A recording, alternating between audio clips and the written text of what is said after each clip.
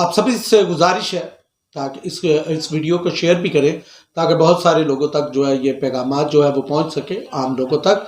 और दूसरी बात ये है कि आप सब्सक्राइब करना और बेल आइकॉन को दबाना मत भूलिएगा। जब आप इसको सब्सक्राइब करेंगे उसके साथ आपने बेल आइकॉन का जो बटन है उसको आपने प्रेस करना है और उस पर ऑल की ऑप्शन आएगी। जब ऑल को आप क्लिक करेंगे तो जो ही वीडियो अपलोड होगी सबसे पहले वो आपके पास पहुंचेगी। लोग सवाल पूछ अंदर इंसान बन गया, तब्दीलियां आना शुरू हो चुकी। वाह वाह, दैट्स ग्रेट, दैट्स वंडरफुल। और हमें करना भी वही चाहिए जो यीशु मसीह कहते हैं।